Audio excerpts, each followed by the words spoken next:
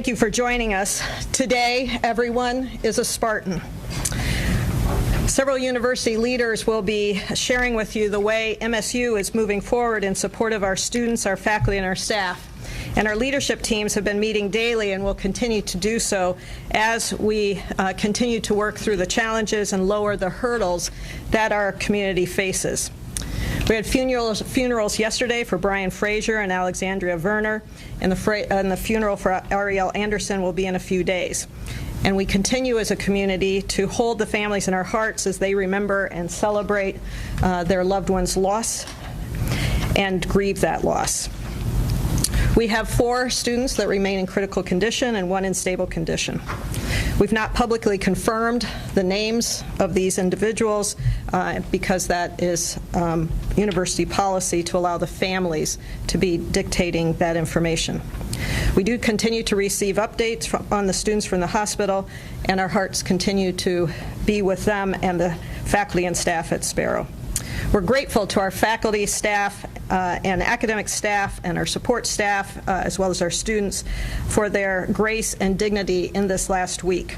We're also very grateful for the overwhelming support that is poured around from around the country, the state, around the U.S. We have alumni wanting to help us that are from far and near, and they've been donating to our Spartan Strong Fund, which has raised over $250,000 with about 2,000 students donating in just a few days. The university has arranged to cover for funeral costs as well as the hospital bills for the injured students. The Spartan Strong Fund has been created to provide support for the continuing needs of the individuals most critically impacted. The fund will also be used for students, faculty, and staff counseling and campus safety enhancements.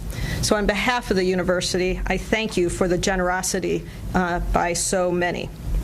Speaking of generosity, today is an unbelievable event that's happening across our campus that is organized by one of our graduate students, Emily Dahman. It's called Spartan Sunday. She's organized volunteers to hand out gift cards and food and flowers, and I also saw Tide and blankets, and there are a lot of dogs out there. We are so proud of her and the spirit of our Spartans who are showing care for each other in little and big ways. You'll also hear today about the counseling efforts that have been provided and the trainings that we have provided to our faculty as they re-engage with our students in the classroom, as well as the thousands of support staff employees who have had critical roles in every corner of the university and are essential to our collective success. Our students and coaches, student athletes and coaches discussed how they might approach their scheduled athletic events, and with courage and empathy they made the decision to fully engage in several athletic events, including women's and men's basketball yesterday in East Lansing and Ann Arbor, and hockey and other competitions that took place outside of Michigan. In each case, the Spartan community has been embraced by our host solidarity, and that heartfelt humanity is one that we must not just cherish, but we must foster. Our team and our Spartan nation won because we were together and took the next best step in camaraderie as a human team. We've also come together around the arts with images and chalk and other medium all across our campus, one of which read, "May love be what you remember most." We have nearly 50,000 students in MSU, and they may need 50,000 different approaches and ways to support them. Same is true for our 15,000 faculty and staff. Our campus is here in East Lansing, it's in Grand Rapids, it's in Flint, it's in Detroit, and through Extension and our health sciences, we have practices across, touches across all 83 counties of Michigan. And we have over 500,000 alumni around the world. And for all of us, grief is a profoundly personal thing, and we know that healing will not be swift, so our work must be to enable the academic options, the athletic and club sporting events for teams, gathering for fans, venues for the arts, activities for those who are in our community, and in so doing, we will create a compass point to our true north, even as our individuals map out their next best steps. We all share in grief and loss, and we know that we must replace the chaos of last Monday with the possibility for change in our world through compassion for all, collaboration, and educational continuity. I will introduce our interim provost, Thomas Yaitzko, and then hear from the remainder of our speakers. And so I want to just once again, in closing, thank every member of our first responders, our media, our leadership team, our tremendous students, faculty, staff, alumni, our board of trustees, and community members. Everyone continues to work through their own process and is contributing in their own way, whether a good thought sent upward or the delivery of cookies and comfort food to residences and dorms.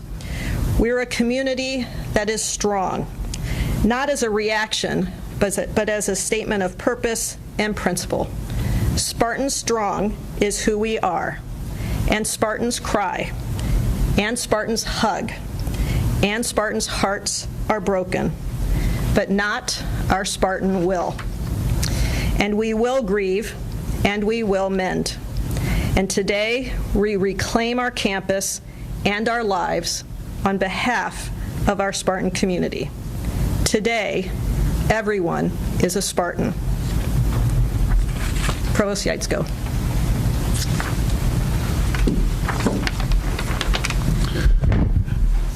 Thank you, Teresa. I'm Thomas Yaitzko. I'm the interim provost and executive vice president for academic affairs. Let me begin by thanking President Woodruff for her leadership as well as her guidance in these matters, and add to that also my sincere thanks to the first responders. Leadership of faculty and students and academic leadership in the form of the deans, and also especially staff who have come together and helped us in this circumstance. One of the things that's important for us at this point in time is to recognize that coming back together is something that will help us. We're a community that was shaped around the interests of discovery and learning, and it is as a community that we will heal. We know that everybody heals at their own pace and in their own manner, and so getting it exactly right will not be possible, but we will do the best we can in support of each other. It's important also, and this is recognized by experts, that coming back into spaces that are familiar, interacting with people who are familiar, is helpful in the process of healing and grieving. So in order to make this happen, we have decided that we will return to campus, both in terms of the classroom setting as well as the regular work, come tomorrow. I'd like to emphasize that no one thinks that we're coming back to a normal week. In fact, this semester is not going to be normal. So that's an important recognition. And we've worked with academic leadership, we've worked with faculty leadership, and we've worked with student leadership to try to imagine and envision what will be needed and what might make this return possible and helpful. With respect to instructors, we've made it clear, and this was also again with their input, that what was our syllabus coming into this term is not what is going to be the syllabus coming out of it. And it should actually take an active step and recognition to take a step back to see this semester is not what anyone could have ever imagined, and to reassess what are the learning outcomes of individual courses. So what are the assignments for this week?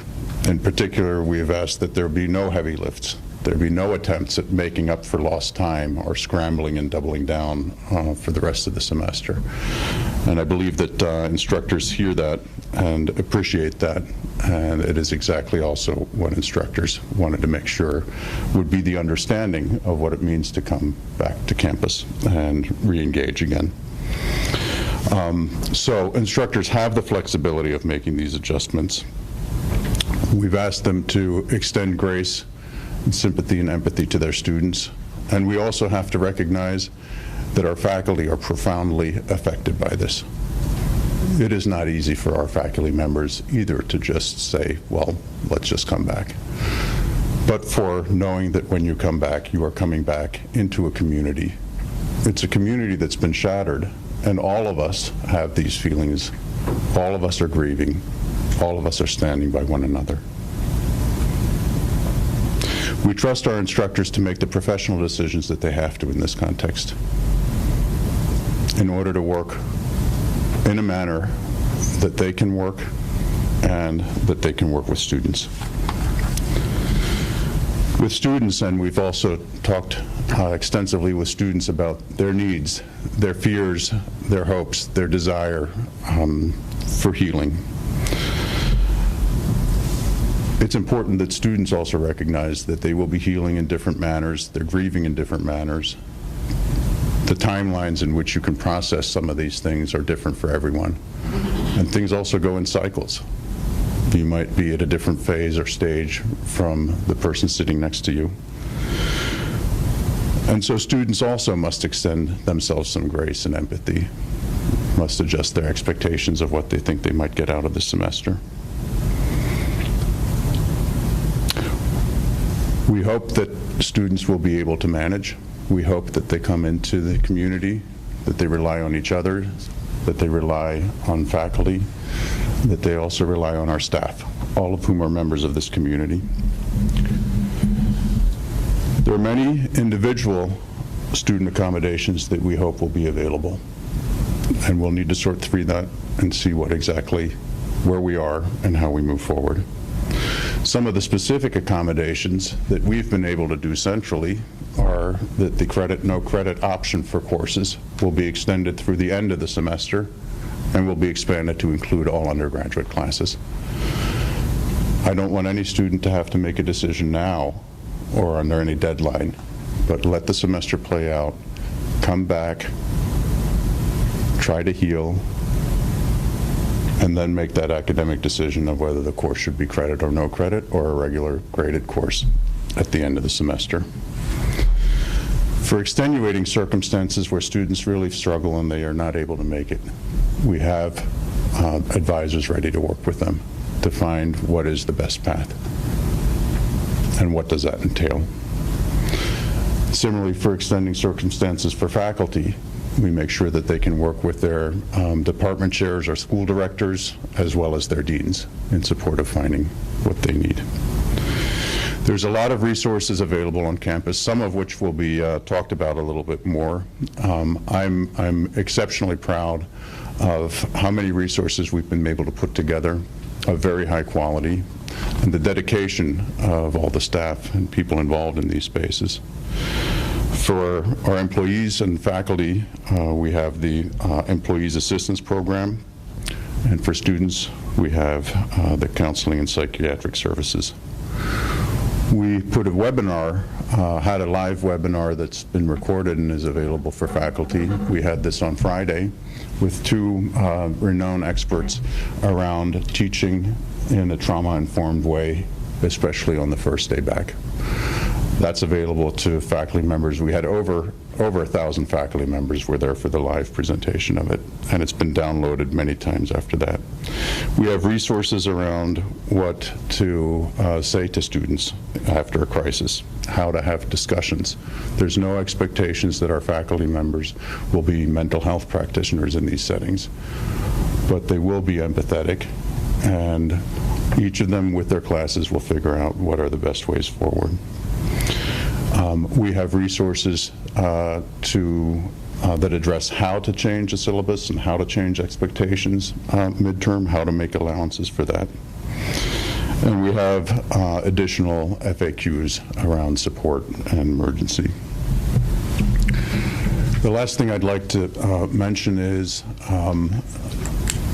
we've had the two instances were in the MSU Union, which is at the heart of our student life, and in Berkey Hall, which is one of our largest classrooms buildings. We will not be using either of these buildings for classroom instruction for the remainder of the semester. Our staff have managed to move all of the classes, well over 300, into other spaces across campus. Classrooms where we could find them, and lunchrooms, seminar rooms, and other spaces where we needed them. All instructors have been informed where their new room is going to be. They've shared that with their students, and we've also reached out to students directly so that they know where they can go, so that they come together for us again to be a community that is around discovery and learning and now also healing. With that, I'd like to introduce you to Senior Vice President Vinnie Gore.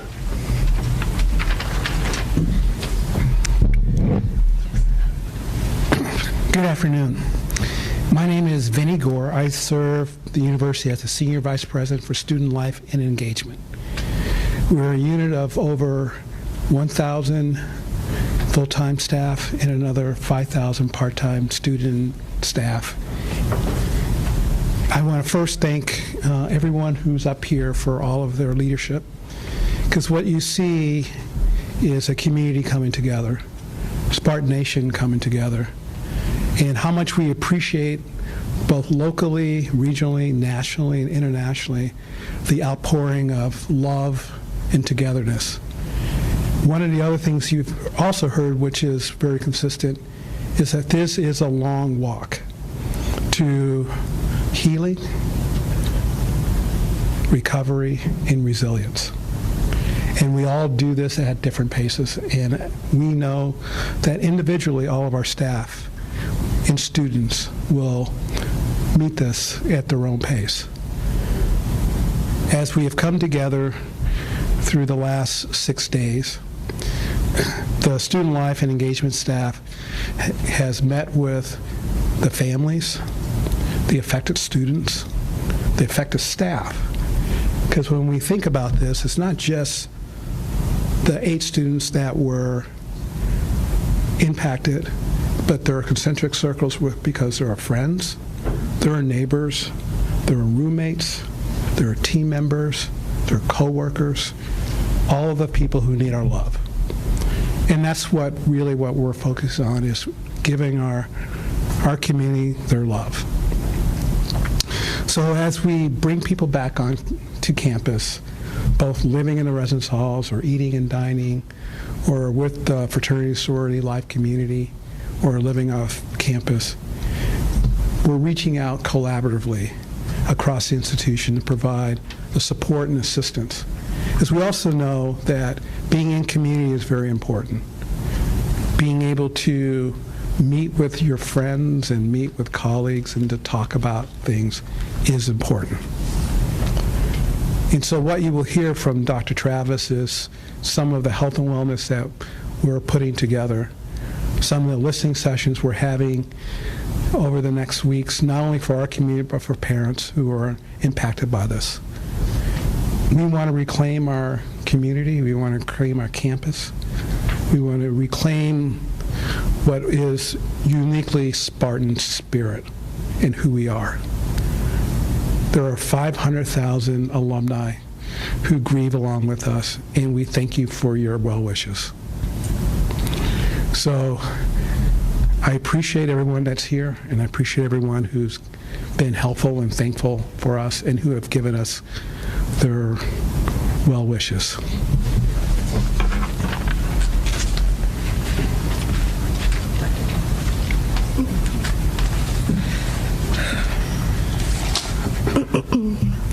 Hi, everyone. My name is Jill Kovach, and I'm the ASMSU and Student Body President. I'm here to just provide an update on students right now. And frankly, students are scared but absolutely ready to do what they can to make changes. Students have organized several protests at the Capitol and beyond, have spent countless hours organizing resources for their peers, spreading information to support our peers healing at Sparrow, and have been being there for one another. On campus, many students are ready to be back with their MSU community, back with people who have this shared experience and who understand. However, students desperately need flexibility, empathy, and options coming back to campus. Not every student is going to process or grieve the same, and they deserve as many options as possible. We are thankful for the Provost's office for working with students to enable the credit no credit options for all classes for students. We look to our faculty to listen to their students and provide grace where needed. Many students are asking for online options for courses, and we're helping faculty provide when students reach out for whatever they may need. Students, please reach out to your advisors, your professors, your deans and counselors, and other support staff whenever you need help. We are thankful for the amount of support and resources the community and the university have provided for students in this time. Students have organized a student-led vigil this week to honor the lives of Ariel, Alex, and Brian. ASMSU has organized a student town hall for students to speak to administrators. Both of these events are on Tuesday, and we please ask that the media be extremely respectful at both of these events. Please recognize that our students are not doing well, and that we need these spaces to heal together. There are many different things that students need, and I can't speak to all of them here, but know that administrators, faculty, and staff are listening. This is our campus, and we're not letting anybody take that from us. Thank you all. Thank you, Joe. My name's Alexis Travis. I'm the Assistant Provost and Executive Director for Health and Wellbeing for the university. The health and wellbeing response to the violence our community experienced last week started immediately after the lockdown ended. We are grateful and humbled by the outpouring of support of nearly 200 community counselors, social workers, and therapy dogs from around the state and across the country. I want to thank these community counselors, our counseling and psychiatric services, our employee assistance program, the Center for Survivors, Safe Place, Health Promotion, MSU Healthcare Psychiatry Team, and the Government Relations Community Outreach Team, and many more for their work over the last week. More than 115 mental health providers across the Big Ten have volunteered their support for our MSU counselors who need support as they continue to serve the university community. More than 1,000 people participated in a virtual Reflect and Connect session, which gave people the opportunity to come together in community with fellow Spartans experiencing a wide range of emotions.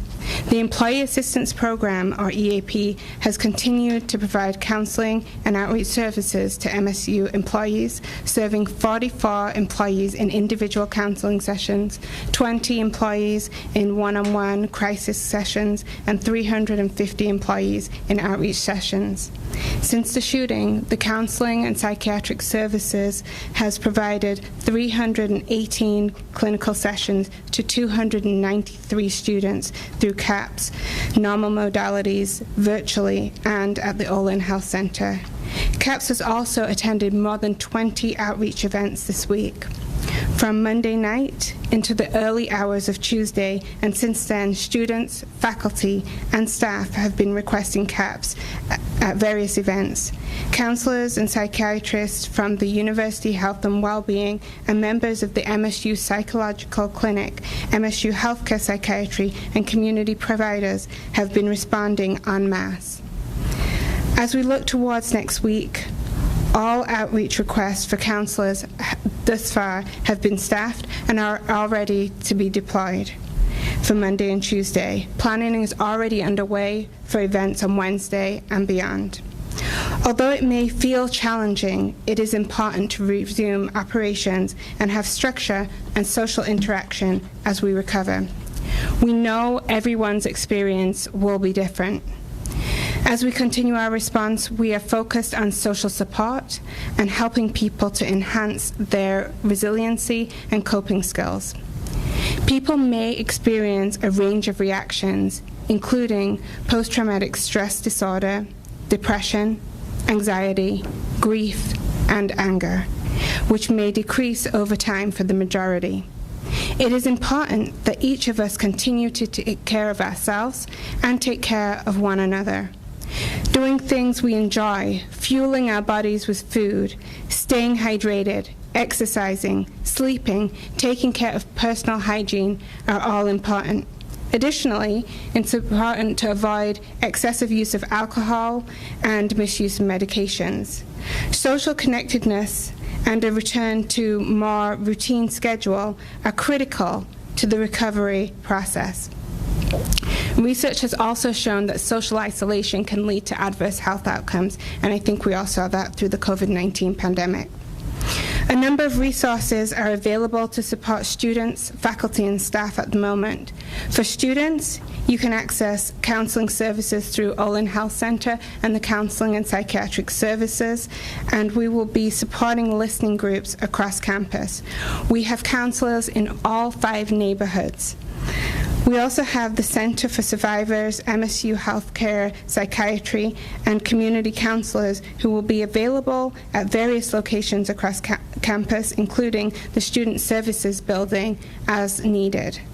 For faculty and staff, the MSU Employee Assistance Program and Bronson Healthcare will be offering counseling sessions in person and virtually. Group listening sessions will also be available, in addition to counselors being present in buildings where students will be reassigned to new classrooms, as you heard about earlier. And for all campus community members, you can access live and pre-recorded Spartan Resilience Program Reflect and Connect webinar sessions, which will also be available live multiple times a day.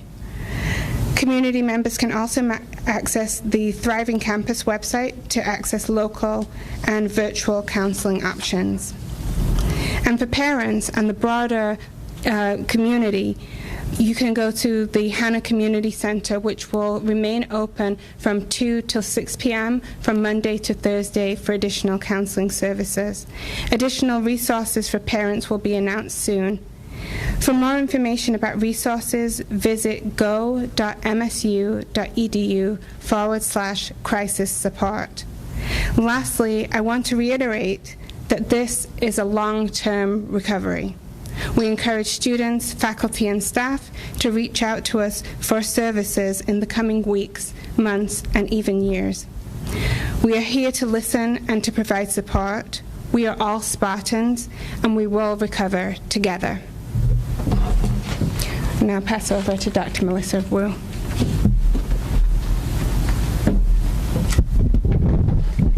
Thank you, Dr. Travis. I'm Melissa Wu, Executive Vice President for Administration. I'll start by saying how impressed and proud I am about how our staff have responded to support the Spartan community and each other over the past several days. Our staff are 7,300 strong and represent many diverse roles. They set up and maintain our buildings and classrooms. They're our first responders.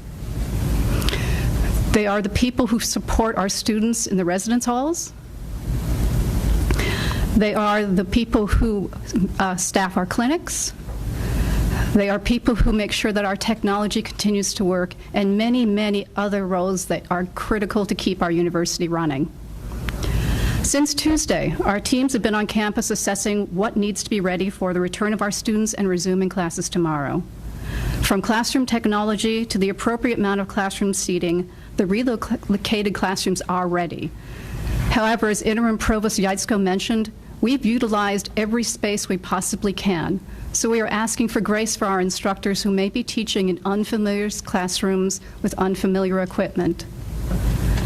And of course, as we know that Wi-Fi is as important as water and air to our students, our campus Wi-Fi has been tested and is going to be ready for increased utilization. Overall, our teams will be standing by, and they're ready to support our students tomorrow and welcome them back. Thank you so much to the many MSU employees that have been working nonstop since Monday night. You are amazing. You are strong. You've put a great deal of work in support of operations that are absolutely critical to ensuring that our students and community are supported. We're all committed to providing the flexibility and accommodation needed for the well-being of all students, staff, and faculty. So please, please take advantage of the services available to MSU employees, such as what Dr. Travis mentioned, the Employee Assistance Program, as well as the numerous resources offered through the Work-Life Office and the Human Resources Department. To our staff, take care of yourselves and others. Remember, our community is our strength. You'll be hearing next from my wonderful colleague, Dr. Norman Beauchamp.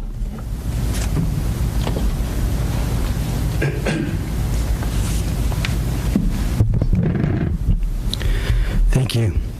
My name's Norm Beauchamp. I'm the Executive Vice President for Health Sciences here at Michigan State University. In that role, I guide the 2 medical schools, the nursing school, and the clinical practice.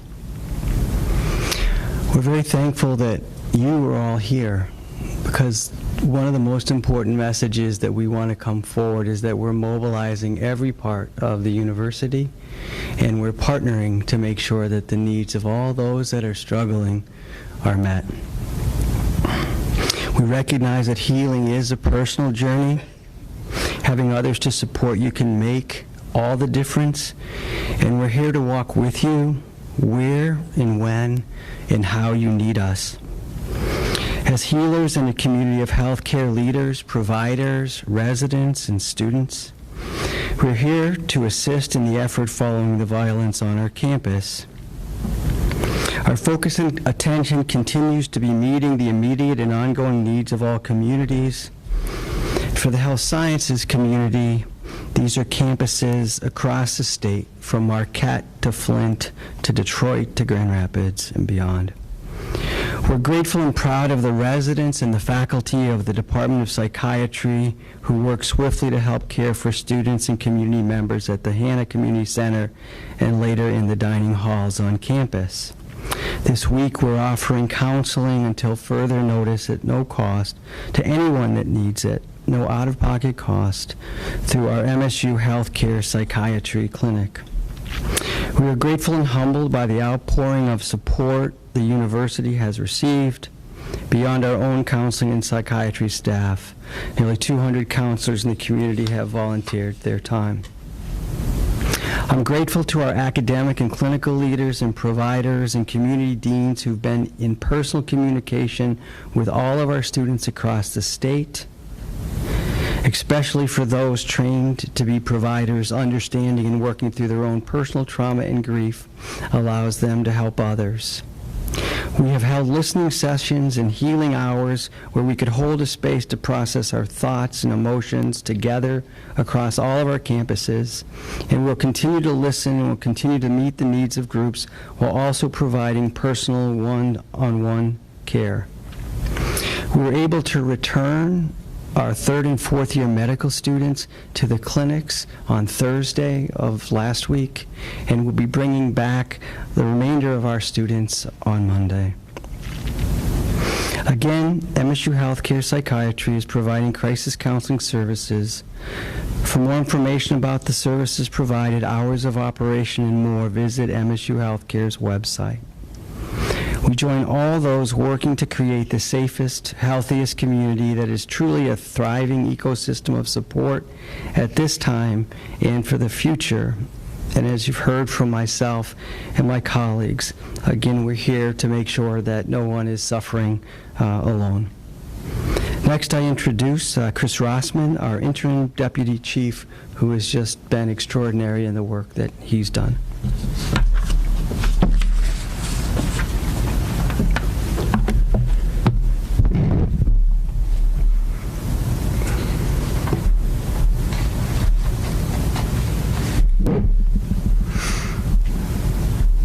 Apologize.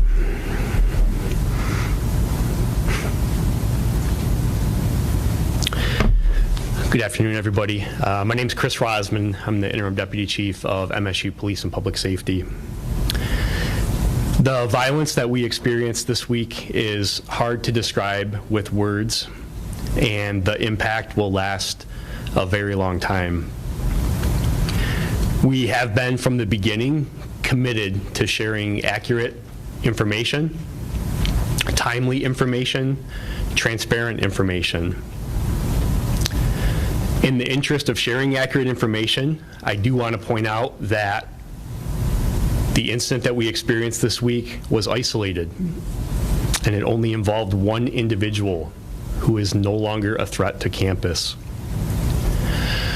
Our department stands strong and prepared to protect our campus and ensure the absolute safety of all of our students, faculty, and staff, not only this week, but into the future. We have a robust and comprehensive safety and security system in place And parts of that have been evident this week as we navigated both the initial response and the post-response. We know that there's always room to improve, and we have already begun conversations looking at comprehensive, long-term solutions to further improve safety on campus. There are many things that we are considering, and that includes building ingress, egress, access control, doors, physical security, just to name a few. But we want to make sure that anything we consider is appropriately vetted and considered and focuses on long-term comprehensive solutions and not just short-term solutions. We are all starting to heal. MSU Police and Public Safety will be part of that healing process. Our officers that responded, our officers that were involved were present at the vigil on Wednesday, and it was so moving to so many of our officers to be able to attend and grieve and start to heal with our community. I do want to reiterate that MSU Police and Public Safety and our local, county, state, and federal partners will be available now and in the future. Our department is available anytime, 24/7, and I encourage anybody in our community to contact us by calling 911 or our non-emergency numbers if you need any type of police or law enforcement response. Please do not hesitate. If something is wrong, if something feels wrong, if something just doesn't feel safe, please call us. As always, we have officers ready to respond. We respond quickly, as was evidenced on Monday, and we are well prepared to handle any incident that may come our way. So in closing, we stand together with our community. We are committed to doing what we can to provide reassurance and support and safety to our community. We are in this together. Thank you.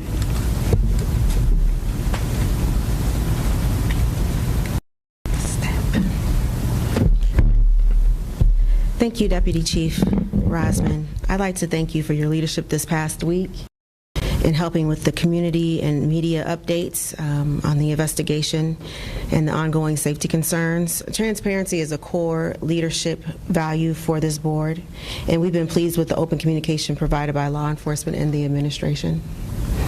The folks who have spoken before me are an embodiment of the old adage, blessed are the flexible, for they will not be bent out of shape.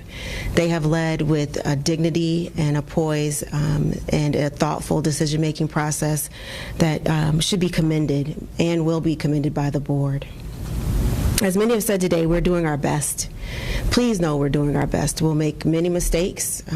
Most of us have not been in this situation before. We do have one person, Dr. Christina Brogdon, who was also at Virginia Tech when they had the same kind of tragedy befall their community. And so she's been given a lot of guidance. I'm appreciative of her, but we're really going through this together, hand in hand. And so for the next weeks and months ahead, please give us grace. We know this won't be easy.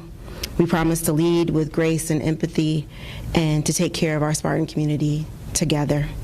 We continue to support the families of those who lost their lives and those students, families, doctors, and nurses who are at Sparrow working for their recovery of the students who were wounded. We honor and serve our campus community. We honor you. We honor you. You have shown up in ways that are remarkably helpful, thoughtful, and potent. Today's events are, I think, a needed balm for students as they come together and help each other to return collectively to campus. As Joe mentioned earlier, people grieve and react to trauma in different ways. We need to be flexible. Some will be in shock, others will be angry. disillusioned. What's needed for all our students and our employees, alumni, and those connected with them is consistent, caring support for one another.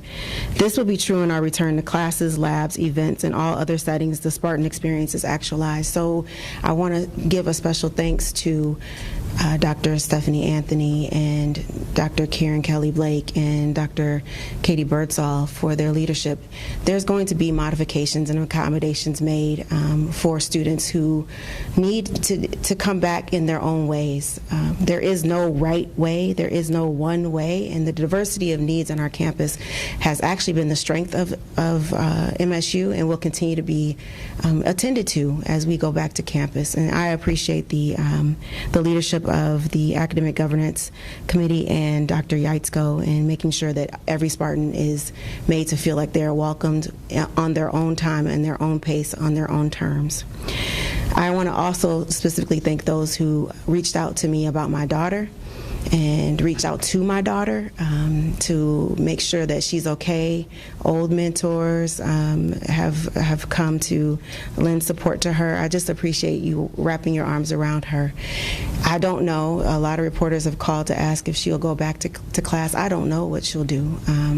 We take it day by day. She'll be with me and the family in Detroit today, and we'll see how she feels tomorrow. Again, I'm just grateful that she's at a place that recognizes that everyone is a human being going through their own human experience through this tragedy, and that she'll be supported in her decision. Our MSU board is working closely with the administration on needed supports in real time, and we're discussing changes to our priorities, right? There's new priorities, so we will factor in unanticipated new needs in the coming months and during the university budget process this spring. But right now, we're more focused on the task at hand. We're making sure our students and employees feel safe in returning to our beautiful campus. It's a balance, providing safety measures while also trying to make sure that we don't diminish the freedoms that we've all been accustomed to having. It's a balance of priorities, and we'll strive to achieve in concert with MSU's leadership team as we move forward, taking it day by day. Our heads are bowed but not broken. Our spirit has been shaken. We've cried through the night, but joy comes in the morning. And tomorrow morning, we'll focus on love and togetherness. And we'll take that day and the next day and the next day as it comes, making sure that we are all together, supporting one another, loving one another, and leaning on one another. Thank you so much to the media who have been a partner in this, to making sure that everyone is well informed. And I thank you for your compassion. Many of you have been well and above what you would normally expect in terms of diligence and persistence, with a humility and a love and compassion that is so necessary at this time. And I just appreciate you. I'm going to turn this over to Emily Garant so that she can open it up for questions. Secretary, I'm going to stand over here, actually, but I'm going to help facilitate questions, and we'll have the folks go to the podium then to do the answers. So do we have any? We'll start right here. Yep. You can identify yourself, please. Yeah, PJ Pfeiffer, the State News. So it's being recommended that professors grant accommodations to students syllabus-wise, but we hear a lot of students that do not feel safe to go into classrooms. Are professors being at all asked to provide hybrid options or attendance leniency for students who don't feel safe being in person? Yeah, thanks for that question. So the syllabus the syllabus accommodations are around things like deadlines, midterm exams, learning outcomes, and these type of things. The accommodations you're talking about right now are also available. On a case-by-case basis, individuals should be reaching out to their instructors. Some courses lend themselves to that type of option, some do not. And so it'll all depend on these instances. But all faculty have been asked and instructed to make sure that they will engage with their students around these type of questions, and that they engage in a manner that is empathetic and appropriate for the circumstances. Jesse Kurth with NBC News. Thank you for having the briefing. I have two questions. First, I think the Chief, if anyone else wants to chat with the Chief, talked about safety for the community. Obviously, we don't want to be jeopardizing those safety plans or anything that is meant to be not seen but present. But can you just for families out there who are wondering, what can you tell them tangibly? What changes have been made to make this a safer campus for tomorrow? Yeah, I appreciate the question. It's about, safety moving forward and how to ensure the safety on campus. And you know what, to be honest, we haven't made a lot of changes, okay? We're aware. We feel that we have a robust response in place, a robust system in place, that we are adequately prepared to respond to any needs on this campus. Now, with that being said, there may be an increased visible presence on campus this week of law enforcement, with some of our partners as well, providing an extra visible presence, because we have listened to our community, and we know that some people just want to see extra police as well. So we will have that on campus. But there are so many things that go on every day, like you pointed out, that are both seen and unseen, that we do to protect this campus. And all I can do is to look the students, to look the parents in the eye and tell them and to reassure them that we are absolutely committed to ensuring the overall safety on this campus now and in the future. And we will, if we need to change, we will change. But we have a very good system in place right now, and we'll continue to move forward. And then investigative question for you. So we spoke with an assistant professor, Mark Rodriguez, who says he was teaching in Berkeley Hall. 7 of the 8 students shot, including Alexandria Berner and Ariel Henderson. I'm wondering if you could confirm that. And then off of that, from one of the funeral services, it sounded like Brian was working. And if the bit about the classroom is true, that he was in the student union, can you tell us where he was working in that space? Yeah, so the question is about the specific scenes and where the students were located. And what I'll do at this point is say that the purpose of this conference today was really to highlight the measures that are being taken to bring students back to campus. We're not necessarily prepared at this point to give any type of investigative update today. As you can imagine, our officers, our investigators have worked around the clock this week, and some of them are enjoying some, we have allowed them to take some time off this week to take a collective breath, to refocus, to come back next week, so we can sit down and start going through those details. And that question is, I don't have the answer to that right now, but we will sit down this week and we'll start processing the details a little bit more and see what we can share moving forward. But I don't have an answer for that right now. Just lastly, for either the provost or the president, I don't know who would be better to answer this, but you talked about the students coming back to class tomorrow. And I understand we can't confirm these details, but we know obviously at least some students would have been closer than others. So what unfortunately unfolded on Monday night, are special accommodations above everything else being made for the students and the faculty who were in the same room as the gunman at any point?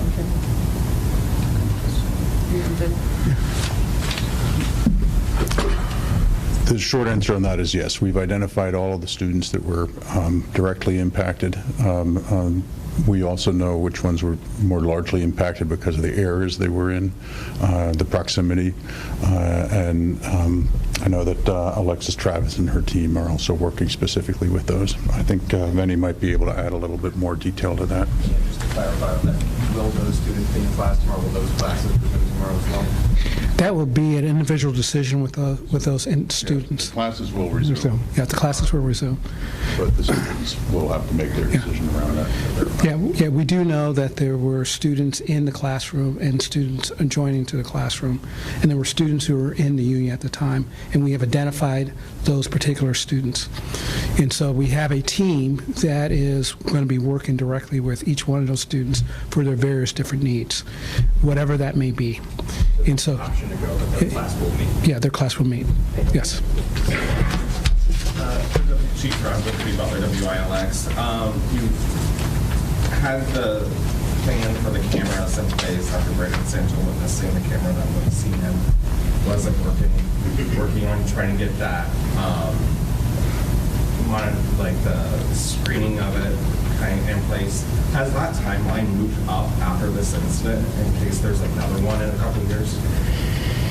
Yeah, thanks, Cody. So the question is just about security cameras in general and kind of the comprehensive security system we're moving towards, and that is still in progress. What I will point out is we currently have thousands of cameras on campus that are currently operational. The change that you are speaking to, that we've been talking about for a while now, is those cameras becoming more integrated into a comprehensive security system that integrates access control and cameras together. So it's more on the back end.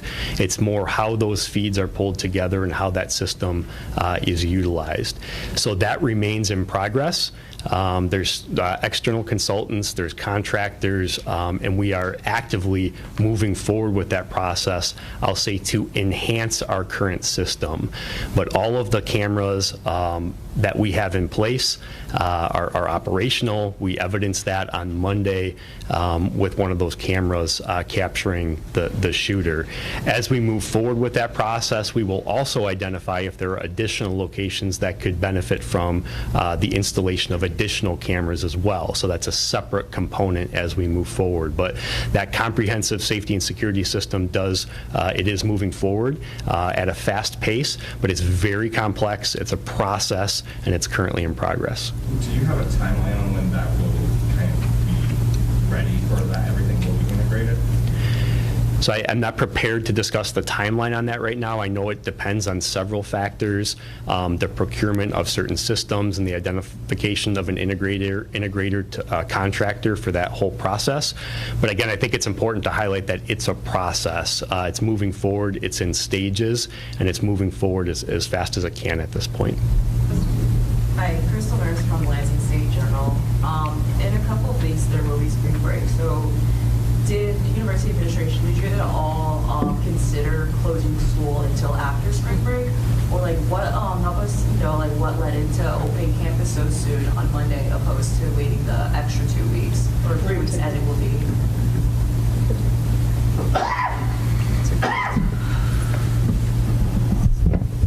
So I think we've tried to convey a little bit that us returning to courses and classes on Monday is not a resumption of normal operations. It is a coming together, and it is making adjustments and allowances for that. An alternative of staying closed for 2 weeks would have meant, if you include spring break then, that students would have been away after this in excess of 4 weeks in total. We know through mental health experts, and we know from others who've unfortunately walked in these shows before us, that coming back together as community is a very important thing for the healing of the community for many. There are some who will heal differently and who will feel differently about this, and any decision we make will not be the best for everyone, but we do hope that we have enough flexibility, and one of the most important things is that we have this opportunity to come back together again. So I hope that gives you a little bit of added context. Yep.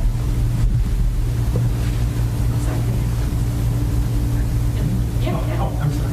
Yeah, Ron, Bridge, Michigan. When you speak of MSU paying hospital bills, do you have clarity on whether that's before or after the spending down of GoFundMe accounts, several of the statements are set up? So we're working independently of those GoFundMe accounts. Those are accounts that were put together by family and friends, and so we're working independently of those dollars. I've got a question for Chief Grossman about the physical security upgrades that you're considering. You mentioned you're considering potentially access control for egress doors. Tell me a bit about those conversations, the comment potentially getting it done with the buildings across campus. Just tell me a little more about that. So we currently have access control installed on every building on campus. So we have a system, a comprehensive access system in place that is able to lock, unlock buildings on time schedules and so forth. There's a lot of consideration that goes into those time schedules of those of the doors locking and unlocking. The culture of MSU, the culture of our university has been that this is an open university. It's a public university, and so a lot of our buildings are unlocked during business hours, and they secure after hours when they're closed using that access control system. What I will highlight is that our residence halls, any building that is not open to the general public, especially where our students live and reside, has additional access control and requires multiple layers of security to get into those residential wings. I think the conversation about should time schedules change, should buildings be open and unlocked during business hours, that when we talk about this, our solution needs to be comprehensive and long-term. and involves several partners coming to the table, that's what I'm referring to.